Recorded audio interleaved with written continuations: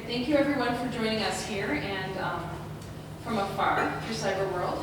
It's my pleasure today to introduce Claire Wendland. She did her undergraduate at medical school at Michigan State.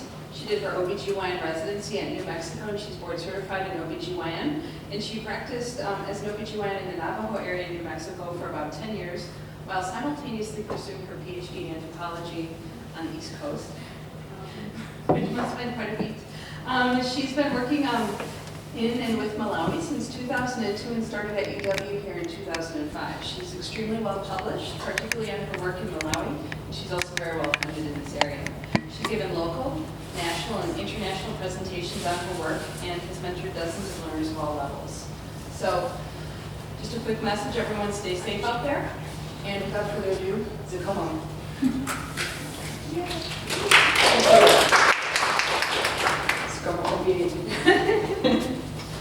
That's Chichewa. All right, so first thing I have to do is figure out how to get to slides.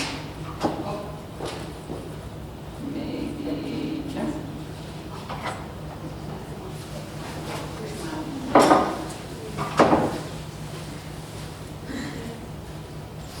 There we go.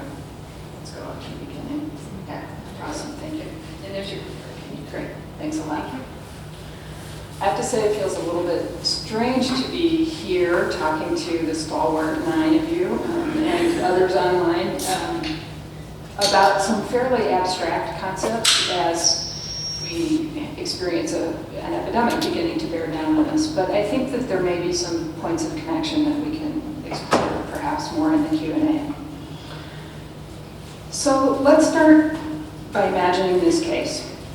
A 21-year-old prima gravida has been referred to you from a rural clinic for treatment of right lower lobe pneumonia, from a rural clinic where she presented with fever, tachypnea, tachycardia, and no prenatal care. Dating by last menstrual period puts her at 33 weeks gestational age. On arrival to your facility, she appears ill but clinically stable. Ultrasound confirms a 33-week fetus. Baseline labs are notable for a positive HIV test. You admit her to the floor, request an infectious disease consult, and begin her on IV antibiotics for the pneumonia. On her second day of treatment, she has a spontaneous rupture of membranes. When the midwife questions her, she notes that she's been feeling contractions for hours, and her cervical exam is 7 centimeters, 0 station, and vertex. The fetal heart rate is notable for deep decelerations and periods of prolonged bradycardia. So, just for 30 seconds, think together about what is the best course of action, and then talk to your nearest neighbor about what, if anything, could change your mind about that decision.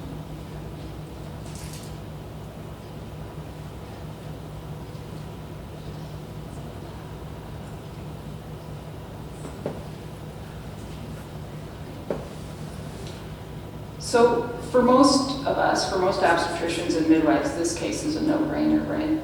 Even without considering the fetal distress, she's got an indication for surgery. Vertical transmission of HIV is reduced with prompt cesarean section in labor in women with higher unknown viral loads. And maybe as you were thinking about what to do, you thought about something like this ACOG committee opinion as you made your decision. So for most of us OB providers, we think like that's all we need to know. The risks to the mom are relatively minor, the benefits to the fetus are pretty substantial, and the case is made. But what if I ignored that this was all we needed to know, and what if I tried to put some flesh on the bones of this case? Would it matter to you to know that the postoperative infection rate at this hospital was about 30%, and the postoperative mortality rate was over 1%? Would it matter that both post-op sepsis and pneumonia related to HIV were major contributors to maternal mortality in this part of the world? Would it matter that the survival rate to 28 days of a 33-week newborn was about 50%? So in this talk, I'm going to refer to standards of care and clinical protocols and treatment guidelines and other best practices that travel from place to place as briefcase concepts. I'm going to ask these questions. What effects do these models have, clinically and socially, when the unspoken assumptions built into them aren't actually true? What, if any, are the implications of these effects for providing ethical reproductive health care in a profoundly unequal world, something that I know concerns all of us? And are there ways to maximize the benefits of briefcase concepts, because there are real benefits, while minimizing their harm? So I'm going to come back to this opening case, which is a real one, but I'm also going to be drawing on other research. I first got interested in this question as a practicing obstetrician. So, as you know, before I became a medical anthropologist, I worked for years in 2 rural hospitals in the US. One of them was a 100-bed hospital in a town of 19,000 people. That's this one on the left, 2 hours from the nearest referral center.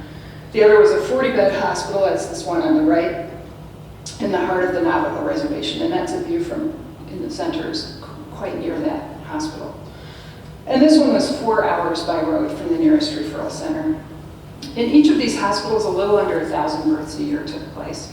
But we saw a wide variety of high-risk OB patients, partly because we took transfers from even more remote and rural facilities.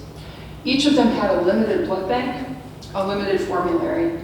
Some things and people weren't available at all, so for instance, interventional radiology or maternal fetal medicine consultation.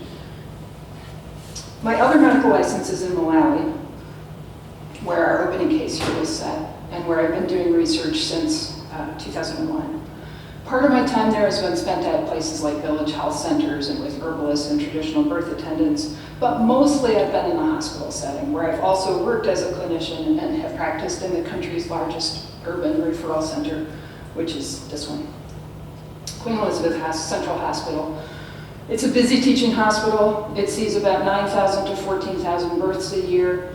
And it has at last count about 1,100 beds. But the bed count underestimates how busy this place is, because the bed occupancy rate is 150 to 200%, which is entirely typical for a public hospital in sub-Saharan Africa. The obstetrics and gynecology wing has 5 major wards, each of them housing about 80 patients. Patients lie between cots, on cots, sometimes doubled up to cots, in large open wards. The dozen or so sickest are kept closest to the nursing station, where there may be 1 nurse or 2 nurses, or sometimes only students. So both volume and acuity here are really high, while staffing is really thin and supplies are erratic.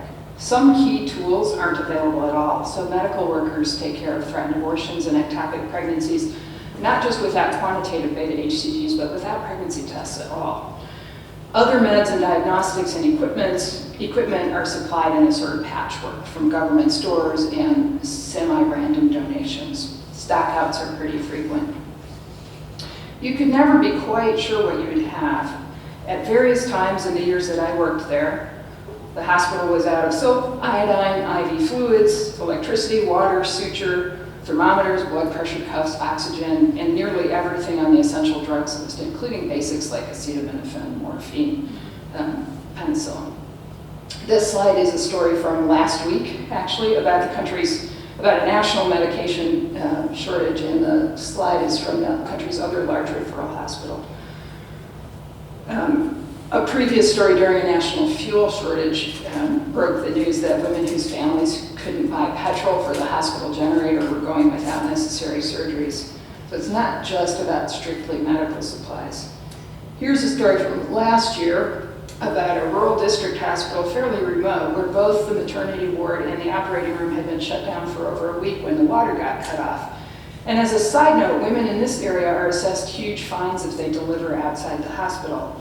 But there was no comment in this article about how they were to get from this place that wasn't working to someplace else. So in all of these clinical contexts, in urban Malawi and rural America, the best practices and treatment guidelines that I had learned about in my textbooks and studied for my board exams were often not possible and sometimes seemed frankly dangerous. Was cesarean section for breech really the best advice for a Navajo multigravida who wanted a large family and who lived 2 hours from the hospital down a road that was typically impassable in the mud season? Was it really best to aim for fasting blood sugars under 95 for pregnant insulin-dependent diabetics at Queens, when none of my patients had home glucometers and most women came in once a month for a blood sugar check and an insulin adjustment? Or were we risking dangerous hypoglycemia? So I had to ask myself there, as all the other staff did too, what did best mean? When we varied from the established guidelines, were we practicing negligent medicine, or might the guidelines themselves have been a problem?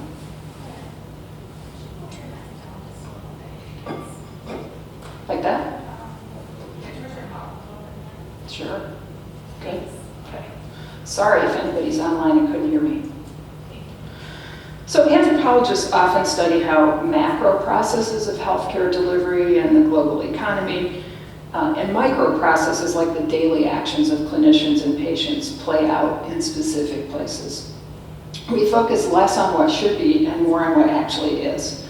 So in looking at the interplay of these global ideas, these briefcase concepts, and local places, I'm borrowing the term briefcase concept from the anthropologist Elizabeth Reed to refer to an idea or a process or a policy that's designed in one context and assumed to be applicable in others, quite different from where it originated. There's lots of names for these kinds of ideas. They certainly aren't limited to medicine, but in medicine you'll often hear them referred to as treatment guidelines, best practices, clinical protocols, etc. You know these things, right? Jean-Pierre Olivier Desjardins calls them traveling models, which is also a very useful term. I like briefcase concepts just because it reminds me that these models don't travel all by themselves. They travel with somebody. Usually not in briefcases these days, more often in a thumb drive or in a Google Doc, but it's often a person who's taking them or a group of persons who are taking them from one place to another. In global health, these models are ubiquitous, and they are in rural health too. They matter for the ethics of both clinical care and research. I think some of you may end up working in places like the rural hospitals where I practiced, or perhaps in places like Queens. Others of you will work in academic medicine, maybe becoming members of the groups that write protocols and policies and disseminate guidelines. I think it behooves all of us to think a bit about how these concepts travel. So let's go back to that opening case. In accordance with standard anthropological practice, which is weird for medical people, I'm sorry, I'm going to give everybody involved a pseudonym. So I'm going to call the young woman Loveness Peary, which is not her real name, but is a common one. The team on call took Loveness Peary for an emergency C-section. She was delivered of a live-born 2-kilogram baby who initially did well. Mother, not so much. On post-op day 1, her temperature rose to 38.6 and she reported continued chest pain and a worsening cough. On post-op day 2, the wound started to appear red and began seeping. On post-op day 5, the sutures separated and the wound gushed a large amount of purulent material. Loveness Peary was taken back to surgery, which revealed a necrotic uterine incision and a right hydrosalpinx. The surgical team elected to do a total abdominal hysterectomy and right salpingo oophorectomy. But over the next 2 days, she developed obvious sepsis, her condition destabilized, and she died. The morning after Loveness Peary died, the doctors and nurses involved reviewed her case. I asked what antibiotics she had been put on postoperatively. Crystal penicillin and chloramphenicol, the intern explained, and a faculty member chimed in with a scowl at me. I think you could have guessed which ones. They're the only ones we have right now. The team on call defended the initial cesarean. Cesarean for HIV, not to mention fetal distress, was the current global standard of care. But another obstetrician, Dr. Gray Buonali, vigorously disagreed.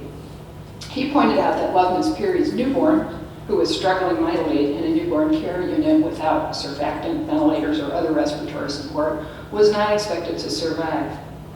And I'm quoting him here. When we know the risks that we are taking with someone who has got HIV, an active chest infection, and then to add an emergency Caesar for what? For fetal reasons? For a 2 kg baby? I think you all know my views on this issue. We may have to make the radical decision to look beyond the next week or two to the real long term. What is best for the mother?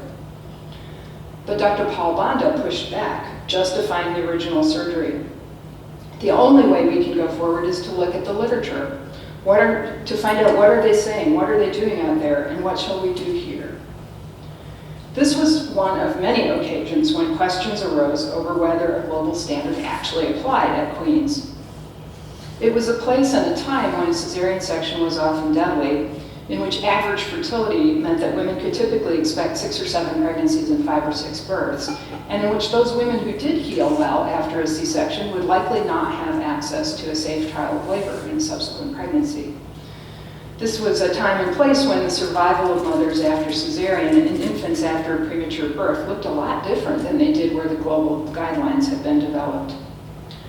Frequently, Dr. Greg Wendland, who had wanted to make the radical decision to look beyond the next week or two, argued for a course of action that adjusted for the realities of women's lives. He even argued sometimes for procedures like destructive deliveries or symphysiotomies that are almost never done elsewhere. Dr. Paul Banda, on the other hand, almost always took the opposite tack, looking beyond the local context to literature from Britain or the United States to know what to do. If you wouldn't do a symphysiotomy in Britain, why would you consider doing one in Malawi? The rest of us might weigh in on one side or the other of this debate. In Loveness Piri's case, one of the other faculty members sided with Dr. Banda. The best thing we can do is bring first world medicine to Queens. The discussion did not end in any consensus about what to do next time a sick mother came in with a premature infant in distress.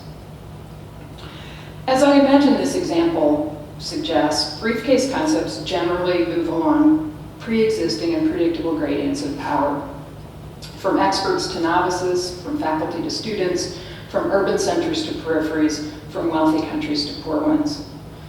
It's often not African data driving African clinical protocols, at least in the academic settings that I know. At Queen's Hospitals and University of Malawi College of Medicine, they use the British Journal of OBGYN and the American Green and Gray journals.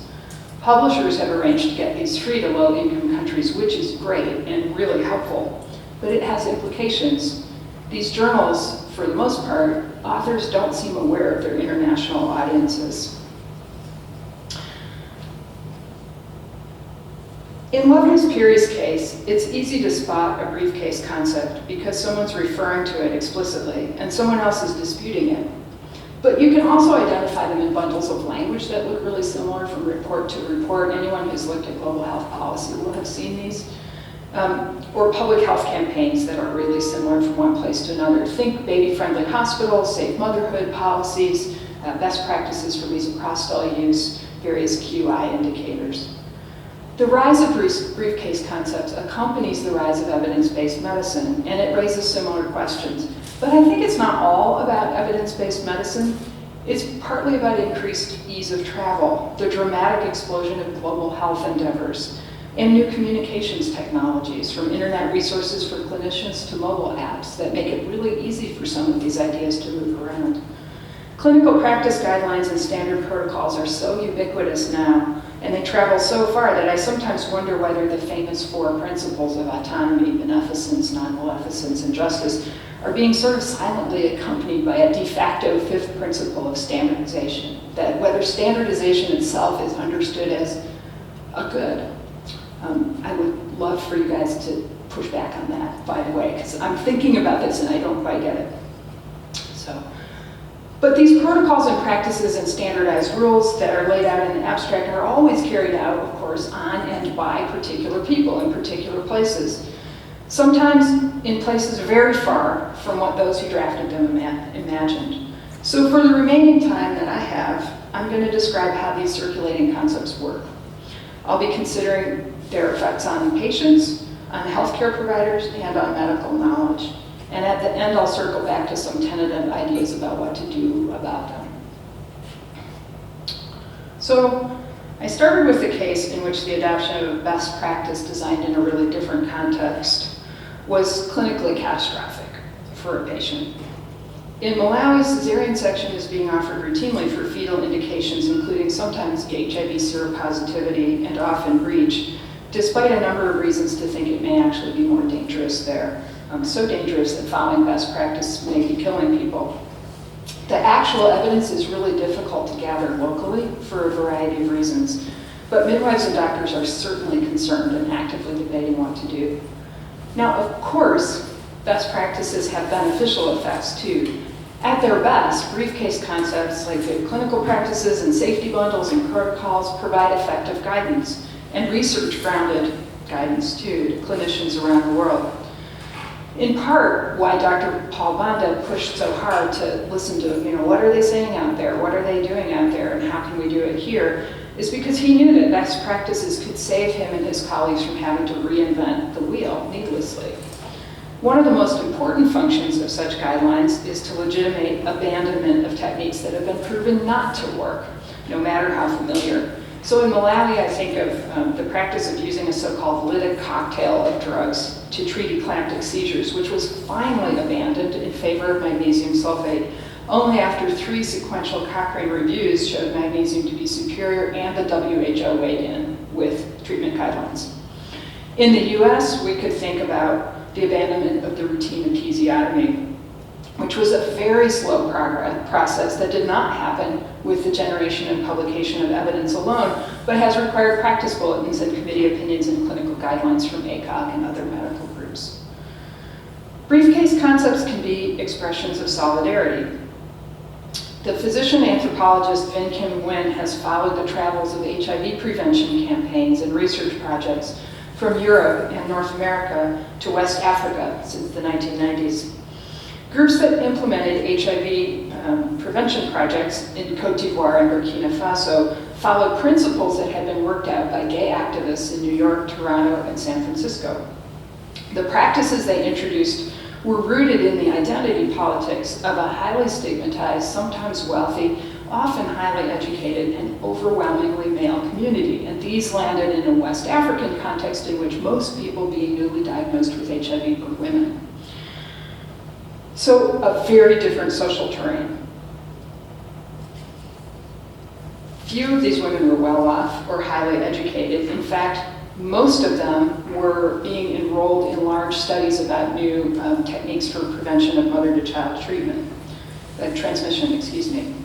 Now, sometimes practices like these can backfire. There's some evidence that HIV anti-stigma campaigns introduced in China and in Mozambique actually worsened stigma where it hadn't been previously a problem. But in West Africa, the same practices generated solidarity in unexpected ways.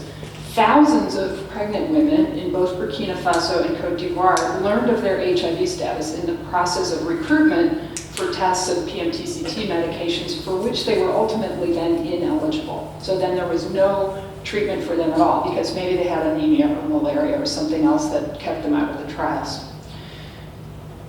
So now they have nothing except a new diagnosis. These women organized themselves into social support organizations that made connections with transnational advocacy groups, learned social technologies such as active listening, shared disclosure, collective advocacy, etc., and often found these techniques so transformative that many years later when Nguyen went back to talk to them, they described them in almost evangelical terms of like a new conversion. This language was uncomfortable for a lot of Western observers, but it's nonetheless a fascinating process, and it was part of a struggle for them about ways to find a path forward to a good life in the face of what was then a death sentence. And this isn't a one-off example. So another anthropologist, Cecilia Van Hollen, studied groups for pregnant women with HIV in India and found similar conclusions. Low-income Indian women were able to use these sort of standardized protocols of HIV support groups developed in a very different world, really, as ways of challenging restrictive social conventions. But briefcase concepts can also have more ambiguous effects. Clinical best practices adopted by powerful groups are very effective at creating markets in global health as well as domestically. A mandate to use a particular pharmaceutical or device or diagnostic can generate profits for that product's manufacturer, as we're seeing, for instance, with mandates for buprenorphine use in the United States, to pick one of about a zillion examples. So we know from work by Sharon Kaufman how the slide from a new therapy to a best practice is a process that then drives up costs of treatment and can siphon funding away from other important elements of care like adequate staffing or time with patients. Just as best practices can create markets for pharmaceuticals, briefcase concepts can circulate in moral markets too. Anthropologist Rachel Silver studied campaigns against teen pregnancy in Malawi. National policy dictated that the dangers of teen pregnancy should be included in the secondary school life skills curriculum. But rather than develop their own curricula from scratch, overstretched educational authorities contracted one. The Why Wait curriculum in Malawi combined a Ugandan cartoon about the dangers of having promiscuous friends with a booklet from Colorado's Focus on the Family about the glories of abstinence. And here are two examples. It's a bit of a stretch maybe, but we could think of gag rules and other kinds of abortion restrictions as briefcase concepts. In many states, including ours, nurse practitioners and doctors must recite scripts demanded by state legislators before providing abortions. The script, accurate or not, moves from the state capitol to clinicians in the periphery, making clinicians into the literal mouthpieces of the government. Although, as another anthropologist, Mara Buchbinder, has shown, clinicians do, and as you probably all know, clinicians do tend to so-called flip the script with things like apologies or insertions like the legislature makes me tell you this. Meanwhile, the global gag rule moves from the United States Oval Office to clinics around the world that get even small amounts of US aid, dictating what may and may not be said. So these two are traveling imaginaries of the right thing to do, the best thing, the good. And they have complex effects for patients, all of these collectively, from devastating to liberating to irrelevant to surprising to oppressive. They have complex effects for providers of reproductive health services too. To think about these effects, it's helpful, I think, to step back and consider briefly the medical and social terrain that providers inhabit. So, of course, protocols, ethical guidelines, best practices, they're typically crafted in places like this, relatively urban, metropolitan centers, academic teaching centers. I think it's fair to say that much of what they recommend is designed with that context in mind. But the situation in rural America, or in places like Malawi, places that look to these protocols, can be really different. You know that there's a crisis of rural obstetrical care. This department is one of the few that's trying to do something about that. In our state, as you know, 40% of counties now have no obstetrician and 96% have no abortion provider. That's only one part of a larger, more complex problem. But in rural medicine, a mandate to ensure that certain kinds of care can only be provided by specialists exacerbates already serious problems. It drives patients and opportunities for billing away from the clinicians who know them and their families and who are located nearer to home. For patients, these changes have imposed heavy burdens of time and travel and money.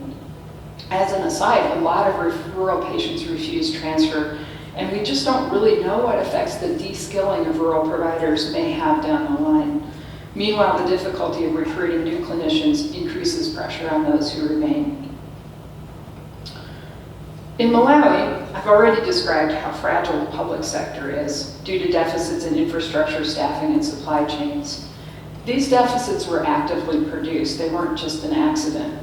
The health sector has never recovered from a grave set of injuries sustained in the 1980s when the World Bank and International Monetary Fund imposed a set of principles called structural adjustment on Malawi's government. I'm not going to go into the details of those, but let me say a couple of quick things about them. One is that they gutted budgets, staff, and supplies at the very moment that the HIV epidemic was blossoming. And two, they were briefcase concepts, economic ones. They were applied really broadly in the 1980s in a lot of Africa and Latin America as structural adjustment, in the 1990s as shock therapy in the former Soviet socialist republics, and in the 2000s as austerity in much of Southern Europe. Three names, same basic principles. In all cases, great harm to public health and public health care. Government-run clinics and hospitals were whittled away. Government abilities to train new staff or to control drug prices or purchases were restricted. In the aftermath, the enormous gaps in public health care made room for various not-for-profit and religious NGOs, and also private medicine and also transnational research projects. All of these became enclaves in which the medical care provided could look really different than it did in the devastated public hospitals. Transnational research projects were particularly interesting enclaves. Hang on, I think I'm behind here. Yes.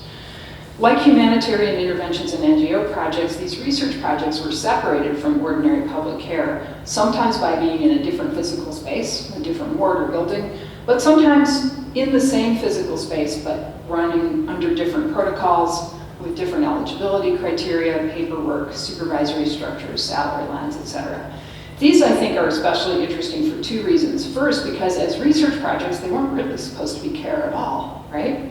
And second, because research ethics ensured that care within them was really different than care outside them. So ethicists worry that people recruited into biomedical research studies may suffer from what's called a therapeutic misconception, meaning they'll imagine they're going to be helped by this research when it's actually intended to generate new knowledge. But in Malawi, that wasn't a misconception. Often the only way to access certain kinds of care was to sign up for a research project. I remember, for instance, a 7-month-long stretch in 2003 when only a large Johns Hopkins-run prevention of mother-to-child transmission research project had HIV tests. The hospital had run out of reagents, had no money to buy more, so a pregnant woman who wanted testing had no option but to approach the study nurses. And if you were a non-pregnant woman or a man, well, good luck.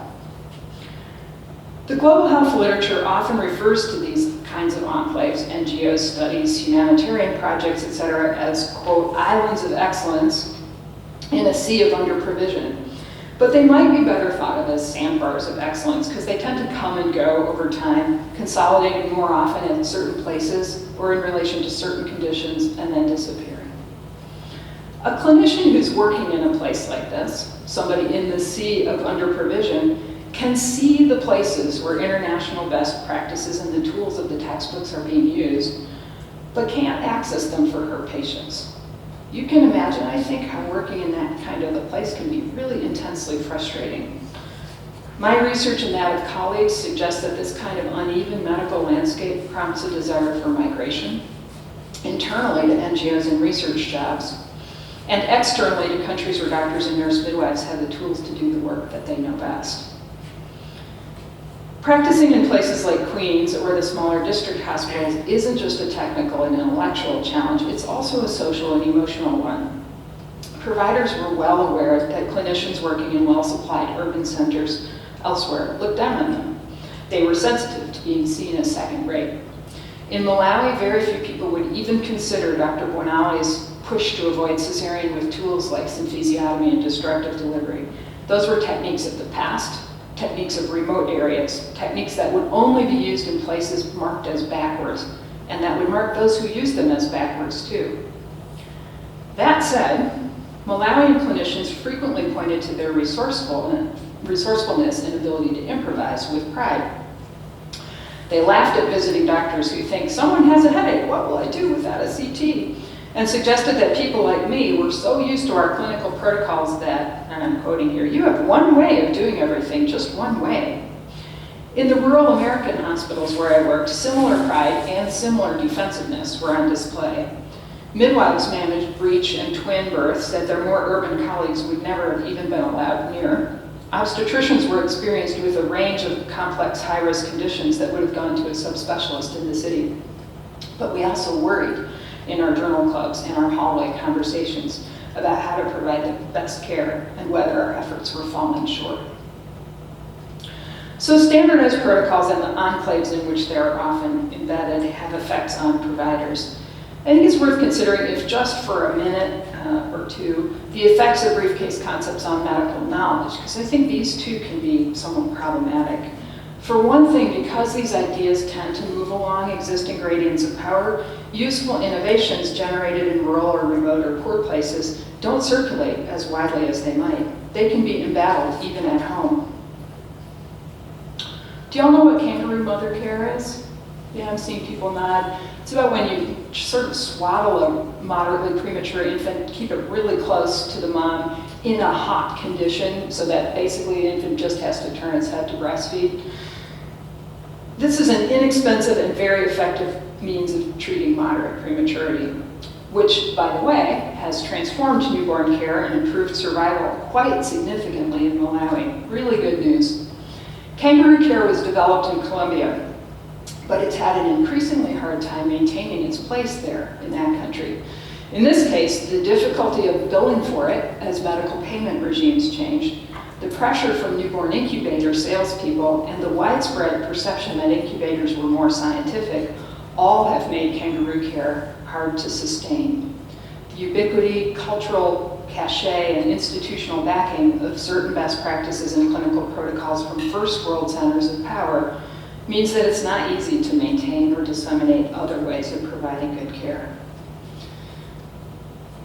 So, in the interest of time, I'm not going to address research ethics at any length here, except to say that there is some reason to think about research ethics as briefcase concepts that affect medical knowledge too. In research ethics, policies that move from place to place may ensure that some research addressing locally relevant concerns never happens at all. Steve Fireman has described an attempted research partnership between pediatricians in Pennsylvania and in Harare, Zimbabwe, that fell apart over the rigidity of research guidelines. The Zimbabweans really wanted answers to questions that could help them provide better care. I'll give you one example. Are outcomes for infants born under 1,500 grams worse if you resuscitate them or if you don't? That question really matters clinically. It also matters ethically. How do we know if what we're doing is a good thing to do? But imagine it going through a Pennsylvania IRB. It's never going to get outside funding.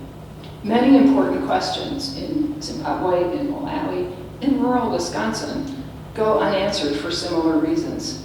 Think of how you would determine the best course of action for cases like Loveness Piri's, which I started with, and how you would get it through an ethical review. So what does this all add up to? As many of my Malawian colleagues would say, how shall we know the way forward? Should we abandon briefcase concepts? Of course not. They can bring really important benefits. They provide a common clinical language, at least as a starting point. They can indicate or even create solidarity. They can prevent some abuses and misplaced efforts. And besides, it's completely impractical to imagine repeating randomized controlled trials everywhere to answer the same question in a range of different places. But I think there may be ways to mitigate some of the harms that come along with the briefcases. First, those of us who think and write and consult and publish about healthcare really should make an effort to consider the bigger picture. Bigger in space, longer in time, including the social as well as the strictly medical. Geographically, we need to be more aware that the things we write circulate very far away. Many excellent journal articles I read include statements like this one from this article. Consumptive coagulopathy is associated with 1/4 of maternal deaths. You can't tell until you read the articles that are cited in the footnotes that these numbers are specifically in the US. Meanwhile, the protocol for massive transfusion that these authors provide, while very well explained and carefully grounded in good research, would not actually be possible in any of the hospitals in the US or Malawi that I've worked in after residency. And there's no acknowledgement of what one might have to do in another place. I think we can and should do better than this. We can and should consider what are the contexts assumed for any given recommendation, what assumptions are necessary for our best practices to be best, and for ethical procedures to do good. When those assumptions don't hold, what effects will these practices actually have, and what are the alternatives? I know that we can do this, and actually simply watching the evolving guidance on use of N95 masks in the past couple of weeks shows that in an emergency, we actually can think about how to modify the usual practices in order to maximize good. In some cases, it may be possible to use decision analysis procedures to get a clearer picture of the effects of best practices in conditions very different than they were designed. I'm not an expert in this field at all, but I think that's an interesting way to go. Specifically, I think it might be useful to consider recommendations for cesarean and other invasive procedures quite carefully as potential clinical and ethical problems by calculating the cost of the decision to do surgery in various circumstances. That's not going to be easy, but it ought to be doable. The Dutch obstetrician Douwe Verkuil, for instance, did the math to show that if direct maternal mortality associated with cesarean is higher than 1 in 175, as it is, for instance, at Queen's, you have more maternal deaths than babies saved by primary cesarean for breech. And that's not even counting effects in subsequent pregnancies. So even rough calculations like these can guide treatment decisions and make their consequences more explicit. Can also guide useful data collection and research, so you kind of need to know if your ratio is greater or less than 1 in 175, for instance. And it can also guide educational efforts to maintain a large toolbox of basic techniques, including, for instance, skills in external cephalic version and breech delivery, both of which are under threat. Looking at the bigger picture in time, we should be considering longer-term effects of short-term practices, including long-term effects on infrastructure and on people's bodies. What happens when a new medicine becomes standard that's twice as expensive as the old one? What are the effects of shutting down OB units at given delivery volumes in remote areas? How do we factor in the risks of subsequent pregnancies when we think about counseling for cesarean? Considering the social implications of our practices, we should be alert to the cachet of ideas coming from metropolitan centers like ours, and do our best not to increase stigma for those practicing in other ways in other contexts. You're probably better about this, but I am really chagrined now to think back to my own residency and to remember how dismissively we referred to the local doctors in rural New Mexico. Later, when I became one, I was a bit more sympathetic to their plight. They weren't adhering to all the evidence-based guidelines that we knew so well, like urgent hormone replacement therapy on all postmenopausal women, which was then considered an absolutely critical public health measure. Okay, what about for those of us who don't write clinical guidelines but who use them? We could do better at paying attention to briefcase concepts that move in unusual directions, or that are developed by different kinds of people. As an example, the Home Birth Summit's best practice guidelines on transfer from planned home birth to hospital were designed by a group of people led by home birth midwives, and including rural obstetricians and family medicine doctors, the guy on the very far left, Larry Lehman, I used to work with in New Mexico. This set of best practices is unusual in moving from the less powerful to the more powerful, and it's quite useful. It's being taken up now in a number of places to improve outcomes for transfers. Lots of innovative techniques for care have been developed out of the improvisation necessary in places like Malawi. Global reproductive health is underutilizing this expertise. These techniques should circulate to those of us in wealthier parts of the world as easily as our ideas do there, but they don't, and that's our loss. So seeking some of them out may be useful. At the simplest, making an effort to involve a diverse range of providers in crafting practice bulletins and ethics guidelines ought to be helpful. Who's at the table matters. And finally, we can consider process over product and consider how building relationships work in developing good practice.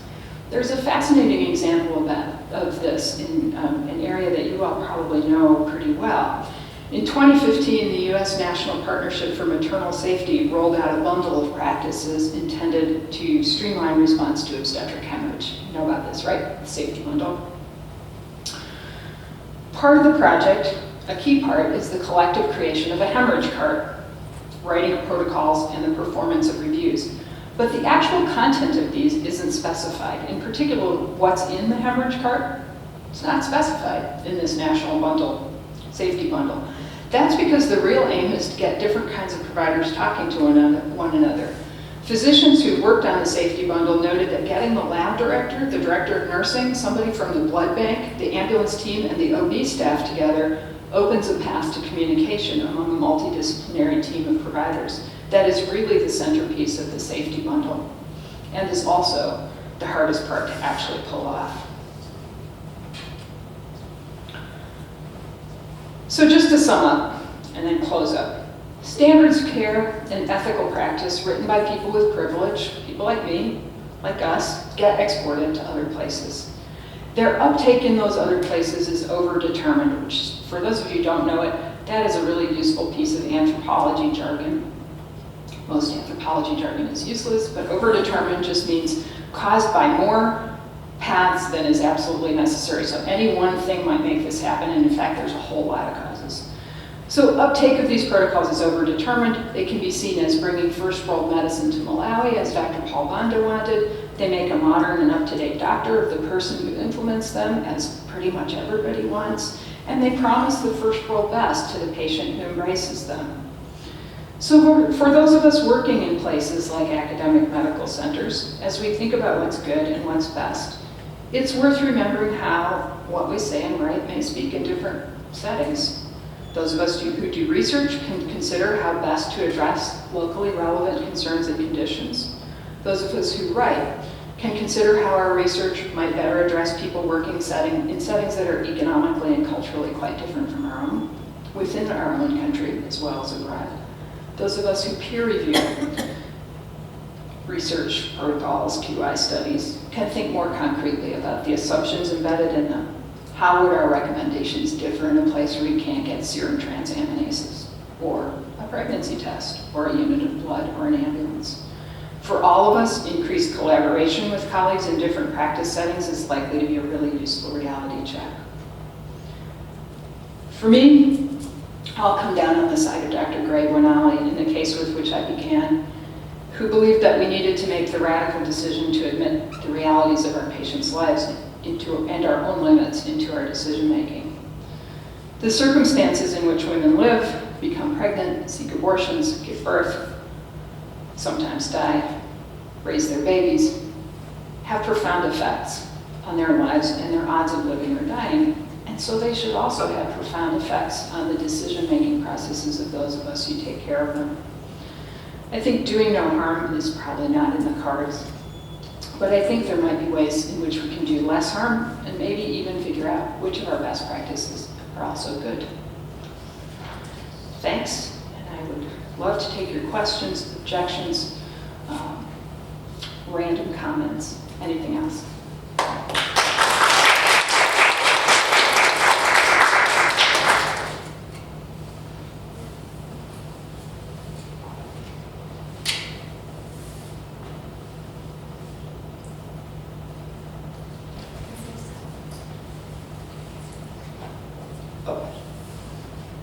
I don't know that that's on, but okay.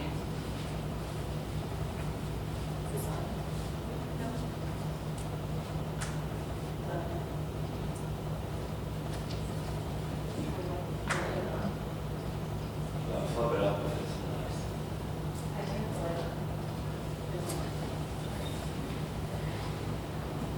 What do you think the implications of like medical tourism and people traveling to global centers does for briefcase concepts? Yeah, that's a great question. What are the implications of medical tourism for briefcase concepts? So this is not my main area of research. My major area of research is explanations for maternal mortality. But this is a side interest that actually developed in part out of my own clinical experience, but also in part out of an experience of medical tourism in which a colleague took a resident to Malawi, and the resident was horrified and just kept repeating, but they don't follow best practices, but they don't follow best practices. And I thought, like, I get the horror of that. I mean, I really do. I don't want to seem unsympathetic, but it also seemed like a really interesting question to address. Like, well, what did it mean to not follow best practices? And whose best was it? Like, best for whom and why? So I think medical tourism the growth of medical tourism has probably increased chances for everybody to encounter very different ways of practicing. I've actually written a whole article on the experience of Malawian medical students and interns who encounter medical tourists in their own hospital. And part of this stuff, part of what I mentioned very briefly today about, like, you know, people feeling sort of dejected and like, well, we don't have all this stuff and we don't get to, you know, do these things that we learned about in the textbook. But also the pride in their own ability to improvise and be resourceful and do good physical exams and, you know, catch breaches and all this other stuff. Like, part of that comes from this encounter with other people with whom they can contrast themselves. So I think that all was a long way of saying I don't know what the effect is. I think there's more awareness of how different practice is worldwide. I think sometimes that can be pretty transformative, both for the tourists and for the hosts. And sometimes it can increase the bitterness and resentment of the hosts, and at the worst, perhaps increase the sort of smug sense of superiority of the visitor. That's at the worst, so.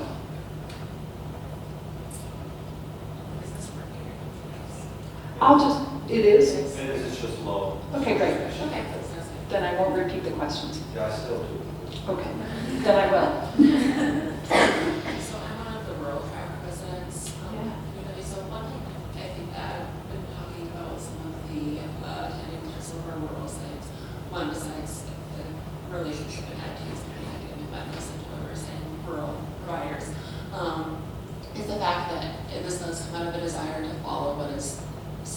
best practice, both from like a providing care to patient standpoint, also from a legal standpoint. Yeah.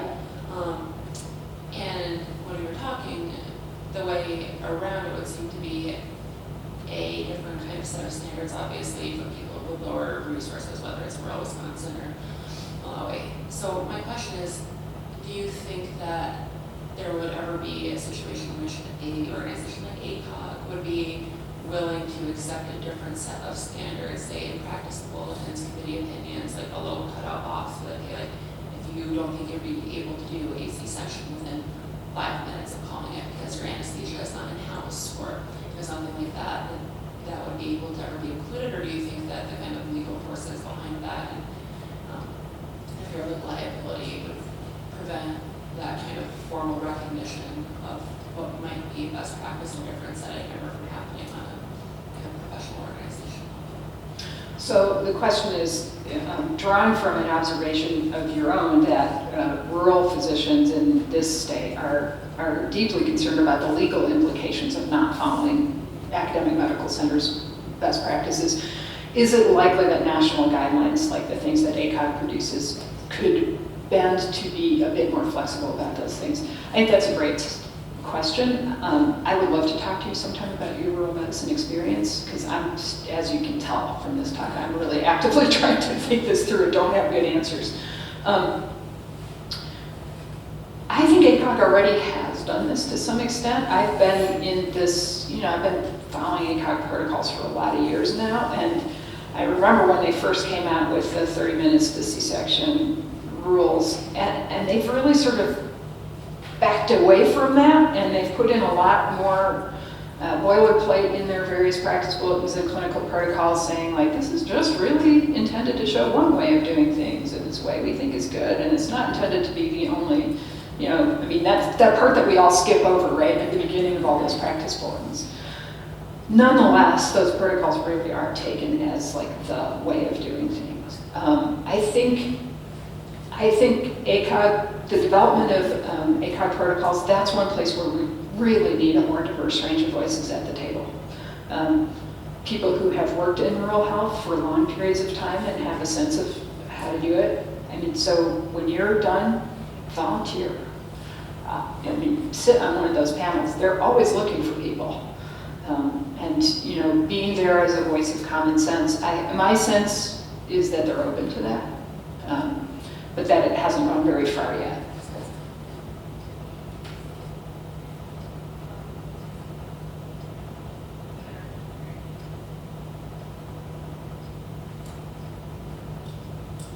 What do you think is the impact of further subspecialization, kind of in the field here, on that dissemination to rural America and also subsequently to Malawi, so the West? What is the impact of further subspecialization here on rural care? I didn't address this at all, but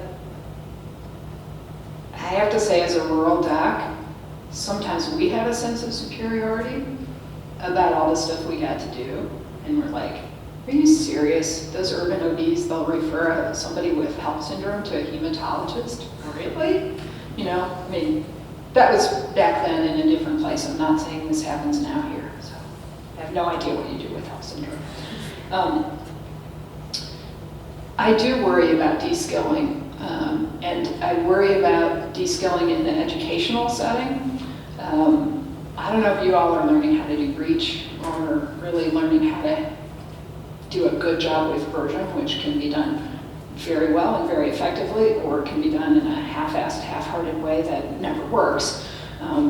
So I don't know what you're learning, but if you plan on practicing anywhere that's outside of an urban center, it'd be really great to have those skills, right? So, and I think that the increased emphasis on subspecialization has probably pushed some of those skills that physicians from 30 years ago, like me, would have considered basic and essential to things that now only the fellows learn.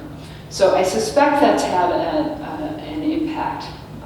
I think, to be clear, the problems with rural care, I think, are a lot more about staffing and remuneration and dreadful call schedules and loneliness than they are about best practices and clinical protocols. But I think this is a piece, if a small piece, in the mix. So I do worry about subspecialization and the impact of it. But I have no research on that. So this is really sort of a personal impression and more anecdotal than anything else.